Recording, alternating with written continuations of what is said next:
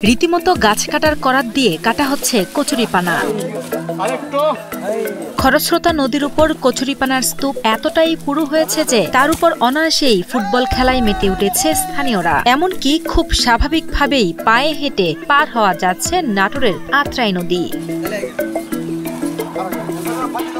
যেন এক বিস্তীর্ণ খেলার মাঠ, অথচ এই মাঠের মতো দেখতে কচুরিপানার নিচেই বইছে পানির তীব্র স্রোত।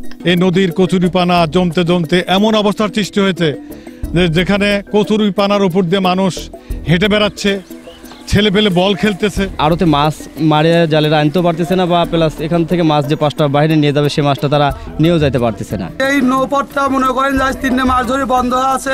এই গ্রামটা তো খুব অভাবী গ্রাম, বুঝছেন। ঊর্ধ্বতন কর্তৃপক্ষকে জানানো হয়েছে, তারা বলছে যে এটা আমরা দেখব, কিন্তু এ পর্যন্ত তার কোনো সুরাহা আমরা পাইনি। প্রতিদিন 300-400 লোক এই কচুরিপানা পরিষ্কার করার জন্য শ্রম দিচ্ছে স্বেচ্ছায়।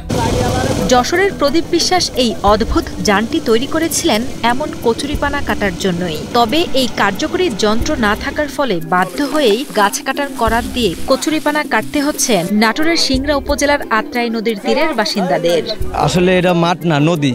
নদীর উপরে ছেলে পেলে ফুটবল খেলতেছে। আমার ব্যবসা প্রতিষ্ঠান বন্ধ করে দিয়ে জনগণের স্বার্থে, জনগণের উপকারের জন্য সাফ করতেছি। যে কচুরিপানা আটকে আছে, যার কারণে বিভিন্ন প্রকার জীবজন্তু এখানে এসে আটকে গেছে, যার কারণে প্রচুর দুর্গন্ধ, আমরা থাকতে পারতেছি না। সিংড়া উপজেলার বিলদহর এলাকার আত্রাই নদীর উপর নবনির্মিত সেতুর গার্ডার ও শাটারিং এর সঙ্গে উজান থেকে ভেসে আসা কচুরিপানা আটকে গিয়ে নদীর বড় অংশ জুড়ে সৃষ্টি হয়েছে কচুরিপানার স্তূপ। এতে থেমে গেছে নদীর স্বাভাবিক প্রবাহ, ফলে পুরোপুরি নৌকা চলাচলের অনুপযোগী হয়ে পড়েছে খরস্রোতা আত্রাই নদী।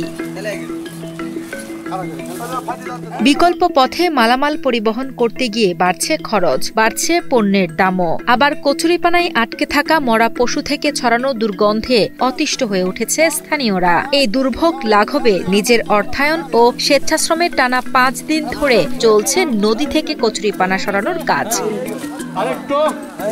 তবে কোনো সরকারি সহায়তা না পেয়ে ক্ষোভ প্রকাশ করেছেন স্বেচ্ছাসেবকরা। ডিসি সাহেব আছেন, টিওনো সাহেব আছেন, তাদের দৃষ্টি আকর্ষণ করে বলতেছি যে আমাদের এটা একটা নৌপথ, এই নৌপথটা দীর্ঘদিন বন্ধ, আজ প্রায় 4-5 মাস হলে বন্ধ। এ বিষয়ে উপজেলা নির্বাহী অফিসার মাজারুল ইসলাম জানান, দ্রুতই কচুরিপানা অপসারণ করে নৌকা চলাচল স্বাভাবিক করা হবে। সেখানে কচুরিপানা বেশ পরিমাণে আটকে আছে, নৌকা চলাচলে একটু সমস্যা হচ্ছে। আমরা জানতে পেরেছি, ইতিমধ্যে সংশ্লিষ্ট দপ্তরের সাথে কথা বলেছি। ব্রিজের ওইখানে কিছু কাজ করার সময় রড রয়ে গেছে, যে কারণে এটা বাধাপ্রাপ্ত হচ্ছে। আমরা সংশ্লিষ্ট দপ্তর, ইঞ্জিনিয়ারিং দপ্তরের সাথে কথা বলেছি, খুব দ্রুতই হয়তো আমরা এটা অপসারণ করে দিলে এই কচুরিপানাটা চলে যাবে।